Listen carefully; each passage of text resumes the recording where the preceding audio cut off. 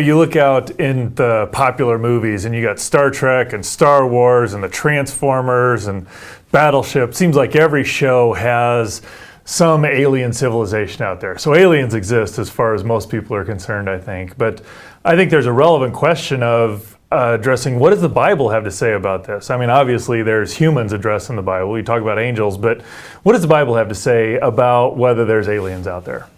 No, that's a great question, Jeff. I think clearly what we can say is that God is the creator of all things. He created the universe. How large it is, how complicated it is, we don't exactly know.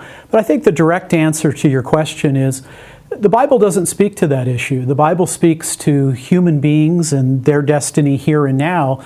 So we don't have any direct biblical statements concerning that topic. So the Bible's not explicit about it. Is it reasonable to ask the question, might there be aliens out there, or is that just theologically out of bounds? No, I think that's a very fair question. We certainly know that God not only created this world, but He also created an invisible realm, an angelic realm, if you will.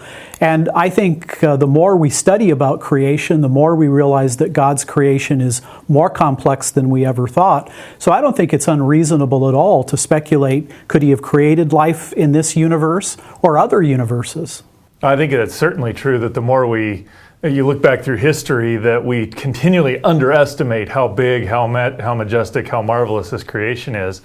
It does seem to me, though, that when we look at Scripture, that there are constraints you can put on any sort of alien life. If the incarnation is intimately tied with the atonement, which I think it is, that seems to be theologically what's been taught, then you can't have other humans out there because Christ died once for all. What other sort of constraints, or how do we think about that in terms of what biblical constraints we might have? No, I think that's the right theological question. If this is sentient life, and they have freedom of the will, would they then be fallen? And if in fact they were fallen, what would their relationship be to a Redeemer, Jesus Christ? Now, interestingly enough, Jeff, in the 12th, 13th century, the great philosopher Thomas Aquinas raised this question. And he said, well, what if there is intelligent life in space? How would Christ relate to them? He suggested that maybe God could redeem them in some other way than the life, death, and resurrection of Jesus Christ. Now, I'm not sure that I'm comfortable with that answer, but it certainly shows you that Christians have been thinking about these issues for a very long time. Well, I think that's an interesting point, that it seems like the Bible's somewhat silent on the issue. It's reasonable to ask the questions and pursue.